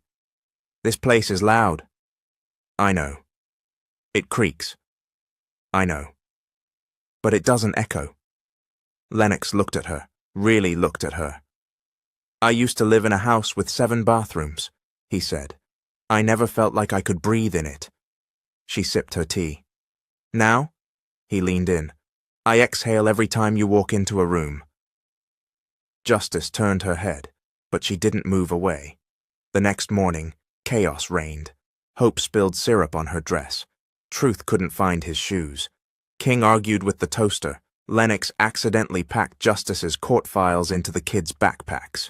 It was normal, messy, alive. But while they laughed and cleaned and chased missing socks, something far colder was happening behind boardroom doors. Angela Carrington sat in a Manhattan penthouse on the 42nd floor of a corporate tower that bore her name. Across from her was an estate attorney. Beside him was a man from the Carrington Trust Board. They opened the documents. "I want to activate Clause 13, Angela said. The attorney flinched. That would revoke all of Dr. Lennox Carrington's access to the Carrington inheritance, stock shares, voting rights. "I know what it does." He hesitated. "It's irrevocable." Angela's smile was thin. "He revoked me. This is simply my response." The man from the board leaned forward. You're effectively cutting your son off. He made his choice. Now I'll make mine. And just like that, Lennox's billions vanished with the stroke of a pen. Back in Atlanta, Lennox didn't know anything had changed. He was sitting in the grass, watching King try to launch a paper airplane across the yard when his phone buzzed. One message from his CFO. Emergency, call immediately. The next 5 minutes unraveled everything. Your holdings have been frozen. What? The trust executed Clause 13, full revocation of rights. You've been removed from Carrington Global's board. All assets traced to Angela's side of the inheritance are gone. My accounts? Cut off, effective immediately. Lennox stood slowly, his legs suddenly shaky. Why? The CFO paused. Clause 13 is a legacy purity clause. If you introduce instability or dilute the lineage by assumption of non-approved heirs. He stopped breathing. The kids. She's making your fatherhood her weapon. That night, Lennox sat on the back porch with his head in his hands. The sky was clear, the stars were out, but he felt like he was drowning in dark water. Justice joined him in silence. They took everything, he said. My name, my future, the company I helped build. She didn't speak. He looked up. I thought I had power. Turns out it was never mine. Justice looked at the house. Is this house paid for? She asked. Yes. Then the roof's still overhead. He nodded. You still know how to perform surgery? Yes. Then your hands still work. He blinked. Justice turned to him. You lost access to her power, but not your own. He looked at her, hollow and raw. I wanted to give you the world. She reached over, placing a hand on his heart. You gave me you. That's all I ever wanted. 2 days later, the news broke. Dr. Lennox Carrington, removed from family trust amidst custody disputes. Social media exploded. Speculation ran wild. Pundits picked apart every move. But none of it mattered when Hope climbed into his lap that night and whispered, We can make money doing lemonade stands, Daddy. He chuckled.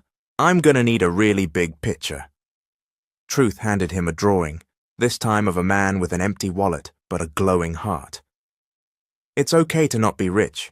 You're still good at hugs. And King just looked at him and said, I like you better now. A week later, Lennox stood outside the modest clinic he and Cairo had dreamed of years ago, Southside Wellness. He was no longer the silent funder. He was applying to work there, not as a figurehead, not as a billionaire, as a doctor. Cairo opened the door. You ready to get your hands dirty? Lennox smiled. Born ready. Cairo handed him a worn white coat, no name stitched into it, just cotton and purpose. Lennox put it on, and for the first time in a long time, it felt right. Angela thought she'd buried him. But Lennox Carrington begins building a clinic in the same neighborhood he once fled, and now the people, the streets, and the community he forgot will rise with him. And just when things settle, a stranger appears with news that could unravel the Monroe family all over again. I'm looking for Justice Monroe. She's the beneficiary of a will. Justice Monroe didn't like surprises. So when a man in a navy suit stepped onto the porch of their new home, holding a briefcase and a letter bearing the words, Estate Notification. Confidential, she stood there barefoot, still in her weekend leggings, and narrowed her eyes. Ma'am, he said, offering a business card with Jordan Wells, estate executor, printed in black serif font. I'm looking for Ms. Justice Monroe regarding the late attorney Gerald Winston's will. Justice's fingers froze on the doorframe. Gerald Winston died? Yes. 2 months ago, you were named as a beneficiary. Lennox stepped behind her, holding a half-cut mango and a confused expression. Everything all right? Jordan nodded. It appears Ms. Monroe was the legal ward of Mr. Winston's estate. She's entitled to a posthumous inheritance. as well as a sealed letter he left specifically for her eyes only. Justice didn't say a word. She just slowly reached out and took the envelope. Inside, after the estate executor left, she sat at the kitchen table while the triplets played tag in the hallway, shrieking with delight. Lennox hovered. "You okay?" Justice didn't answer. She slid a finger under the envelope flap and unfolded the letter. The words were slanted and fading, written in blue ink. "Justice, you were the daughter I never had. I should have told you this long ago, but I feared you'd walk away before I could explain. There's a storage unit in my name, Unit 17, over on Fairburn Road. Inside is a file labeled Carrington. It contains information that could ruin your life or finally set it free. What you do with it is up to you. G.W." Her fingers trembled. Lennox read her face. "What does it say?" She folded the letter. "It says I have to decide whether to uncover the truth or let it rot in a box." The next day, they stood outside Unit 17, a rusted metal door half-eaten by time and southern heat. Lennox held the bolt cutters. Justice held the key the executor had passed along. The lock clicked. The door groaned open. Inside, beneath boxes of dusty law books and an old typewriter, was a slim, labeled file folder. Carrington, adoption records and medical notes. Justice opened it. Her breath stopped. Inside was a DNA sheet. One name, Angela Carrington. Another name, Justice Monroe. She sank to her knees. "I'm her daughter?" Lennox dropped beside her. "What?" Justice shook her head violently. "That's not possible. My mama died when I was 2. My foster file said I had no known family." She pulled out a second paper, handwritten. Angela had a baby at 16, gave her up, untraceable placement, until I saw her name pop up again, enrolled in my court internship program, smart as a whip. I never told her. She never guessed. But I knew the eyes. I knew the fire. Justice's hands trembled. Her mouth moved but made no sound. Angela was her mother. Her enemy was her blood. Later that night, back at home, Justice sat silently in the yard beneath the pecan tree. The triplets had gone to bed. Lennox sat across from her on the grass. She finally spoke. "All this time I hated her." "She deserved it," Lennox said, "but I didn't hate her like a stranger." Justice's voice cracked. "I hated her like I wanted her to love me and she never did. I hated her like a child." He didn't interrupt. "She tried to take my kids, tried to take you. And all this time, I was her unfinished sin." She looked up, her eyes wet. "I don't know if I should tell the kids." "You don't have to decide tonight." Justice leaned back, staring at the stars. "What does it mean, Lennox? What does it change?" He was quiet a long time. Then, "Nothing about who you are, but maybe everything about where you're going." The next morning, Angela Carrington received a letter. No return address, handwritten, familiar script. She unfolded it slowly. "You tried to bury me with the same lies you built your name on. But I'm not your shame anymore. I'm your proof. I'm your blood. I'm your daughter." Justice Angela dropped the letter, and for the first time in her life, she cried. Back at the house, the kids were getting ready for their first school field trip with their new family emergency contact forms, this time with Dr. Lennox Carrington officially listed as a parent. King handed Lennox a sticky note. "Don't forget my sandwich." "I made 3. Lennox grinned. "One for each of you." Truth looked up.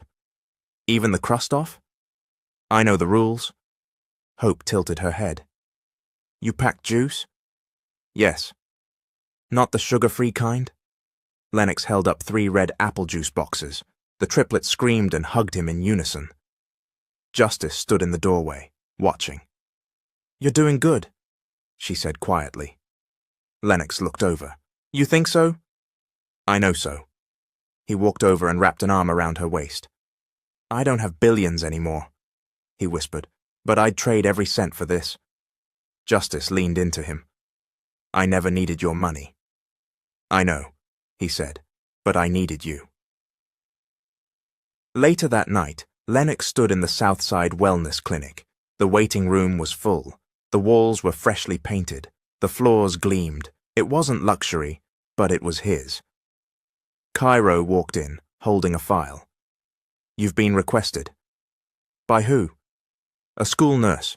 Kid came in with a bad cough. Medicaid's pending. Hospital turned him away. She begged us to take a look. Lennox grabbed his stethoscope. Let's go. At home, Justice sat on the porch with a photo album in her lap. On one side, baby pictures of the triplets. On the other, Lennox's face from a newspaper before she'd ever known he was the father. She slipped a new photo into the center. All of them, sitting on the couch, wrapped in a blanket, laughing. Above it, she wrote, Family, the people who stay when they don't have to. Angela Carrington may be defeated, but someone else has been watching from the shadows. A man steps into a hotel lobby in Atlanta, holding a sealed envelope and a list of names. At the top, Justice Monroe. At the bottom, Inheritance Dispute, Carrington Pharmaceuticals. The triplets were sitting cross-legged on the living room rug, coloring pictures of trees. Not just any trees, their tree. The big pecan out back that had held King's tire swing since week 2 in the new house. Hope drew pink blossoms on it, even though it never bloomed that way. Truth added stars in the branches. King made a beehive and stuck a paper cutout of himself underneath, wielding a sword made of glitter glue. Justice watched from the hallway, her arms folded across her chest, a knowing smile playing on her lips. It was strange how fast things could grow when planted in love. Meanwhile, across town, a man walked into the Carrington corporate tower with a briefcase and 3 signed affidavits. His name was Benjamin Priest, a forensic financial consultant hired by an anonymous Carrington board member who believed Angela Carrington had buried multiple inheritance claims tied to illegitimate family bloodlines. Benjamin had one mission: find the secrets, rewrite the legacy. Back in Cascade Heights, Justice walked into Southside Wellness, carrying a brown paper bag of homemade muffins. The staff looked up and cheered. Cairo caught them mid-air like a football pass. For morale, Justice grinned, or bribery, depending on how today's going. Lennox met her near the front desk. His scrubs were wrinkled, his stethoscope dangling, but his eyes, God, his eyes were alive. Still trying to spoil me? He teased. Trying, she echoed. Boy, I spoiled you the minute I let you back in. He laughed, the kind of deep, belly-warm laugh that no longer sounded like a man afraid of losing everything. He was building it now, with his own hands. 3 weeks later, courtroom 5B. Fulton County. Justice sat next to Lennox, wearing a deep red blouse that made her skin glow like gold in the light. Her children were not present, but the weight of their names echoed in every motion filed today. Angela Carrington, for the first time in public, sat alone. Her eyes were shadowed. Her wig was styled, her heels sharp, but her mouth did not smile, because this wasn't about parental rights anymore. This was about money, and Justice Monroe now had the leverage of blood. Your Honor, Benjamin Priest announced to the court, holding up a slim document. We have verified Justice Monroe as the biological daughter of Angela Carrington. We also submit that Ms. Carrington used insider influence to suppress that record, both at birth and again during recent legal disputes. Angela's fingers twitched. The judge raised an eyebrow. These are serious accusations. They are also true, Priest replied. Justice rose from her seat. Your Honor, I don't want her money. I don't want her empire. I just want my name to stop being used as a weapon. Angela's gaze lifted. For a brief second, the mask cracked. You don't get to define the Carrington legacy, she said, Voice cool. Justice took a breath, eyes clear. I don't need to. I'm building a legacy of my own. That afternoon, Carrington Tower. Boardroom 14. Angela Carrington's name was removed from her chair on the board. Lennox, now reinstated as an independent consultant with no inheritance claim, took the podium to deliver one message. We will build a grant fund for community medical startups, named after the woman who taught me what it means to fight for people when no one else will, Justice Monroe. Cairo clapped first, then the entire board followed. Angela walked out in silence. No reporters chased her this time. That weekend, Cascade Heights Community Park, Family Day. The sun was warm, the lemonade stand was booming. King counted quarters in a shoebox while Hope managed inventory. Too many napkins, not enough sugar. Truth painted watercolor portraits for $1 apiece, mostly of dogs and dinosaurs wearing sunglasses. Justice sat at a picnic table, sipping from a plastic cup, watching her kids become something new. Lennox joined her, arms around her waist. They raised almost $30, he said. Don't let King see your wallet. He'll start charging for hugs. Too late. They laughed. Then Justice reached into her bag and pulled out 3 objects. A banana, an orange, an apple. She placed them side by side on the table. Do you remember this? She asked. Lennox looked down. His throat tightened. 6 years ago, 3 small children in a courtroom, 1 banana, 1 orange, 1 apple, their only currency, their only hope. They gave all they had, he whispered. And now? She asked softly. He looked out at the field, at King, Hope, and Truth, chasing bubbles through the air like they were catching light itself. Now, Lennox said, they have everything. The tire swing was decorated with white flowers. Hope had insisted. King walked his mother down the aisle, wearing a clip-on tie and missing front tooth. Truth served as ring-bearer, holding the box like it was made of diamonds. Justice wore a simple cream dress. Her hair was up. Her eyes sparkled. Lennox waited beneath the tree, suit pressed, heart wide open. They didn't exchange vows about wealth or success. They spoke about forgiveness, about returning, about never leaving again. I don't promise perfection, Lennox said, but I promise presence. I don't need a fairy tale, Justice whispered, just the truth. Their children clapped the loudest. Afterward, Hope stood on a chair and yelled, Now kiss already. They did, and the tree swayed with the breeze, and a new legacy bloomed. Here comes the end of Season 1. If you're interested in Season 2, comment Mr. Hope Season 2.